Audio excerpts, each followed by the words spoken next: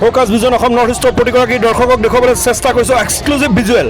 এয়া বৰ্তমান ছয়গাঁৱত দুধনৈৰ পৰা গুৱাহাটী অভিমুখে যি ৰাষ্ট্ৰীয় ঘাইপথ আছে, এই ৰাষ্ট্ৰীয় ঘাইপথত যিহেতু অনিয়ন্ত্ৰিতভাৱে যিহেতু বালি সৰবৰাহ কৰা ডাম্পাৰ বাহনৰ তলত যিহেতু পথচাৰীৰ মৃত্যু, এগৰাকী লোক ডাম্পাৰৰ তলত পৰিছে আৰু এনেদৰে ডাম্পাৰে মহতিয়াই থিতাতে মৃত্যু মুখত পৰিছে। ইতিমধ্যে মুণ্ড চূৰ্ণ বিচূৰ্ণ হৈ গৈছে, সমগ্ৰ শৰীৰ চূৰ্ণ বিচূৰ্ণ হৈ গৈছে ব্যক্তিগৰাকীৰ। সমগ্ৰ পৰিৱেশ দেখুৱাবলৈ চেষ্টা কৰিছোঁ। ইয়াতে যিহেতু জনসাধাৰণ এইটো ক্ষোভিত হৈ পৰিছে, যিহেতু আৰক্ষীয়েও নিয়ন্ত্ৰণ কৰিব পৰা নাই পৰিৱেশ পৰিস্থিতি, আৰু এই পথেৰে যিহেতু সম্পূৰ্ণভাৱে অচল হৈ পৰিছে যাতায়াত ব্যৱস্থা, সম্পূৰ্ণ পৰিৱেশ দেখুৱাবলৈ চেষ্টা কৰিছোঁ। মই বৰ্তমান দেখুৱাই আছোঁ আপোনালোক ছয়গাঁৱৰ পৰা এক্সক্লুজিভ ভিজুৱেল।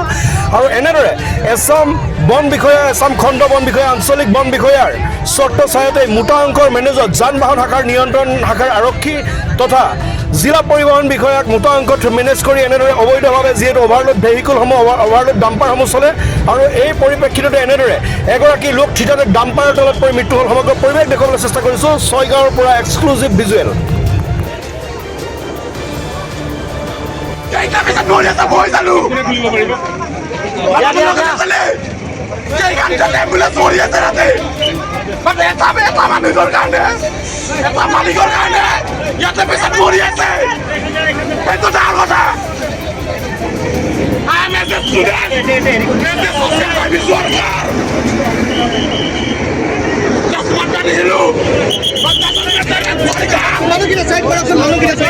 এই অভাৰলোড ভেহিকলসমূহ যিহেতু নিশাৰ পাছত যিহেতু যাব দিব লাগে, এনেদৰে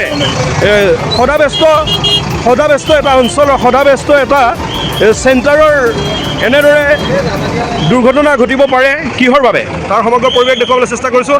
ইতিমধ্যে উচ্চপদস্থ বন বিষয়া, খণ্ড বন বিষয়া, আঞ্চলিক বন বিষয়া, বিট অফিচাৰ, ফৰেষ্ট অফিচাৰ, ৰেঞ্জাৰসমূহৰ চৰ্ত ছায়াতে মোটা অংকৰ ধনত এনেদৰে অভাৰলোড গাড়ীসমূহে, আৰু এনেদৰে যিহেতু বন বিভাগ বা যান বাহন নিয়ন্ত্ৰণ শাখা বা জিলা পৰিবহণ বিষয়াৰ যিহেতু কোনো ধৰণৰ নিয়ন্ত্ৰণ নাথাকে বাহনসমূহত,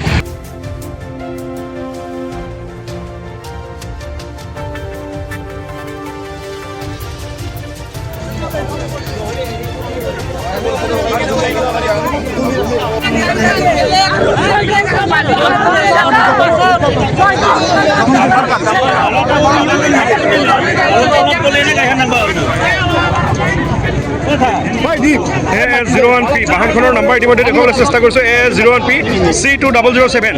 আৰু এনেদৰে C2007ৰ বাহনখন যিহেতু এখন ডাম্পাৰ, আৰু এনেদৰে অভাৰলোড ডাম্পাৰখনত এনেদৰে অভাৰলোড বালি লৈ অহা হৈছিলে, আৰু যিহেতু বৰ্তমানো যিহেতু এমট্ৰন বা যিহেতু ডিপাৰ্টমেণ্টৰ পৰা মাইনিং যিহেতু বন্ধ আছে, এমট্ৰনে যিহেতু বন্ধ কৰি থৈছে, আৰু তাৰ পৰিপ্ৰেক্ষিততো এনেদৰে কাৰ চৰ্ত ছায়াত কোন খণ্ড বন বিষয়া, কোন আঞ্চলিক বন বিষয়াৰ চৰ্ত ছায়াত এনেদৰে অবৈধ খনন কাৰ্যসূচীৰ পৰা এনেদৰে অভাৰলোড গাড়ীসমূহে যিহেতু অভাৰলোড গাড়ীসমূহক নাকিয়ে লগাব চেষ্টা কৰিছে জিলা পৰিবহণ বিষয়া তথা যান বাহন নিয়ন্ত্ৰণ শাখা, কিন্তু তাৰ পাছতো এনেদৰে এখন সদৰ থানা থকাৰ পিছতো সদৰ থানাৰ সন্মুখৰ পৰা কেনেদৰে এনেদৰে যিহেতু অভাৰলোড ভেহিকলবোৰ আহে, অভাৰলোড বাহনবোৰ আহে, আৰু এনেদৰে অভাৰলোড বাহনবোৰে কেনেদৰে কাৰ চৰ্ত ছায়াত এনেদৰে বালি লৈ আহে, আৰু যিহেতু কোনো ধৰণৰ নিয়ন্ত্ৰণ নকৰে, ৰাজপথত যিহেতু মানুহক মহতিয়াই লৈ যায়, আৰু এনেদৰে যিহেতু সাধাৰণভাৱে ঘাটি খোৱা জীৱন নিৰ্বাহ কৰি থকা লোকক যিহেতু এনেদৰে তলত পৰি পেলাই মৃত্যুৰ মুখত আঁকোৱালি লোৱা হৈছে, আৰু এনেদৰে যিহেতু বাহনখনে মহতিয়াই আনিছে, আৰু কোনো ধৰণৰ নিয়ন্ত্ৰণ নাথাকে বাহনসমূহৰ।